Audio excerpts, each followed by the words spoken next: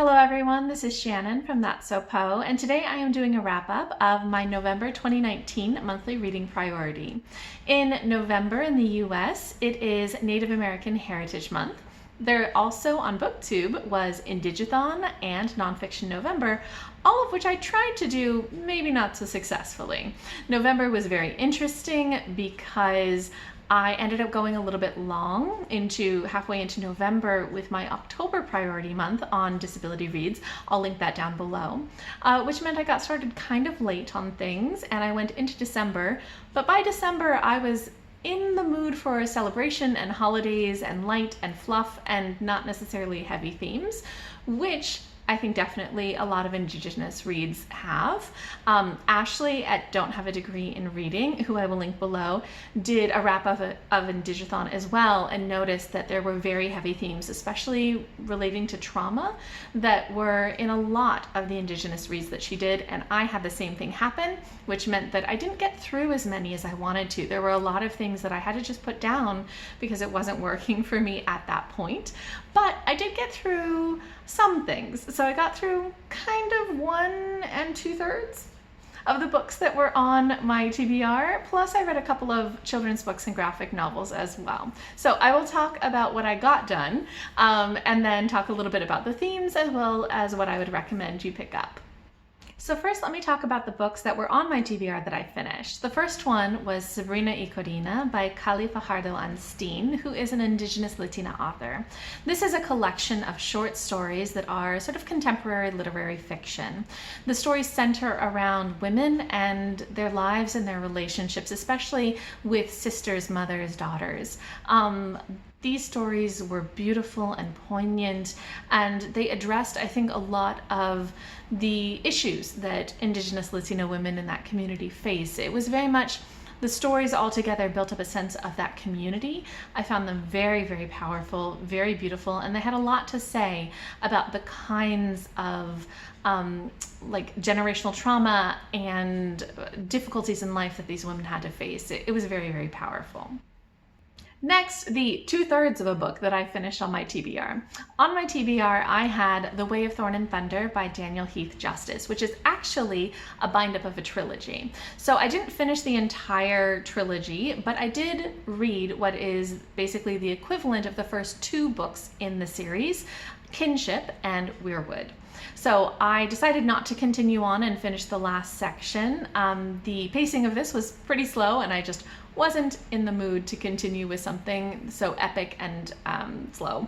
I wanted to read graphic novels and things, but I did read the first 2 books, and there's a lot of interesting themes in this. It's an epic fantasy told from an Indigenous perspective. So in this world building, it is set up kind of like maybe the 1800s in the United States, where there are Indigenous peoples who are faced with kind of invading men who try to take their land. And a lot of this story really revolves around that difficulty of maintaining their land, of following traditional ways when faced with this invading threat.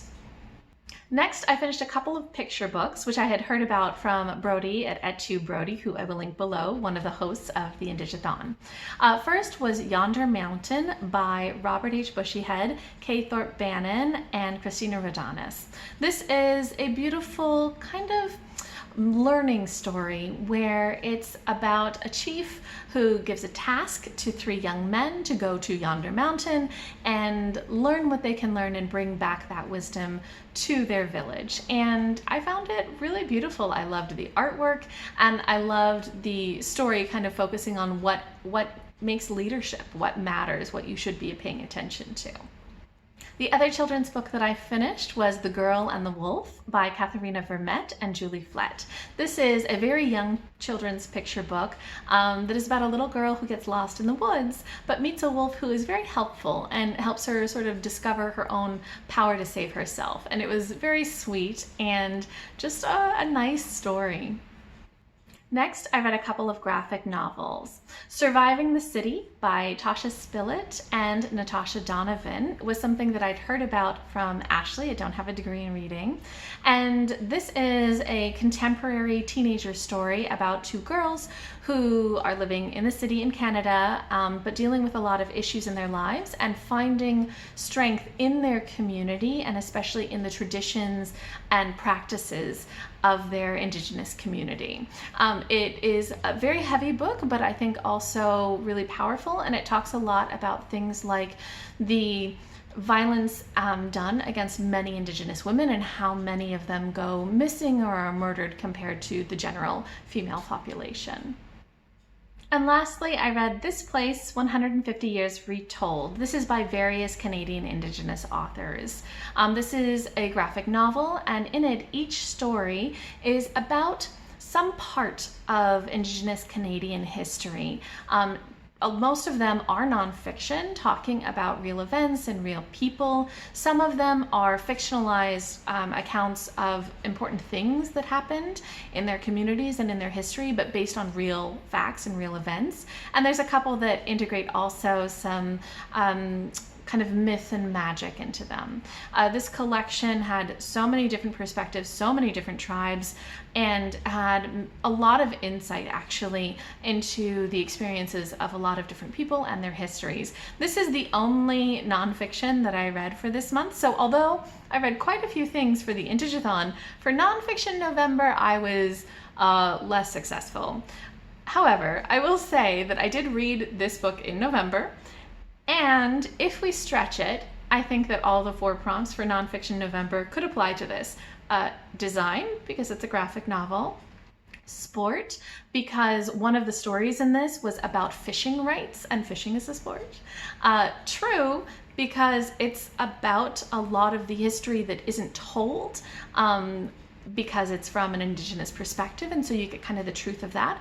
And voice, because it gives voice to people who aren't listened to very often. And I thought that even though maybe I didn't read so much nonfiction in November, I really liked that this was the one that I did read, and that it did kind of complete all of those prompts.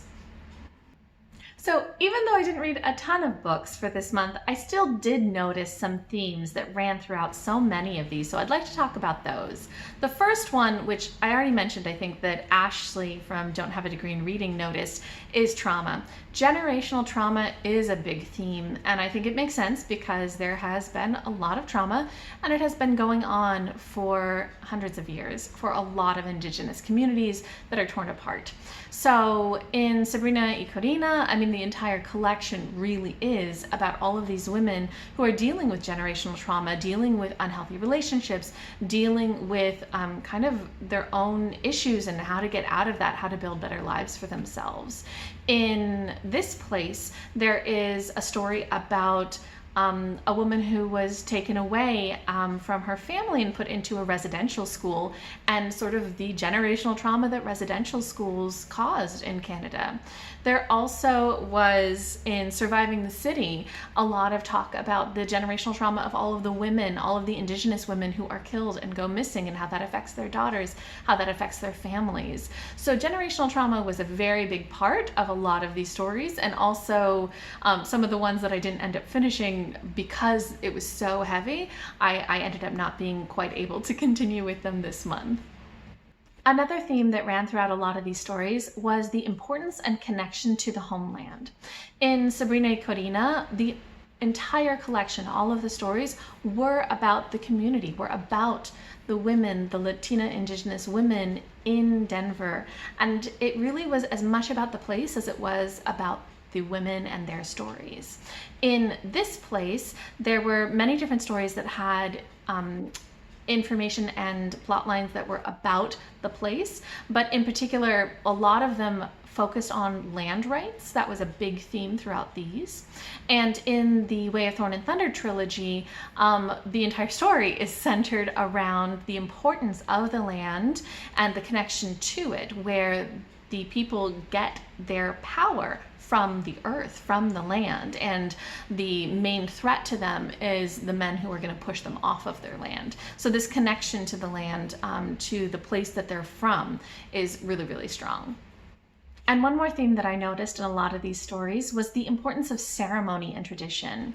In Sabrina Eco Deena, there are a number of stories which involve women who are suffering from something, and they end up getting healing through traditional medicine provided by the other women in their community that help them both emotionally as well as physically.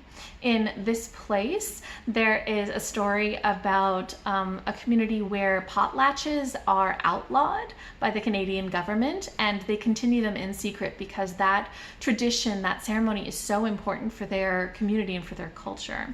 In Surviving the City, the girls that are dealing with a lot of issues find strength and protection through a lot of the ceremonies that are done in their community, and those ceremonies also provide kind of this spiritual guidance and protection from the evil of the world around them.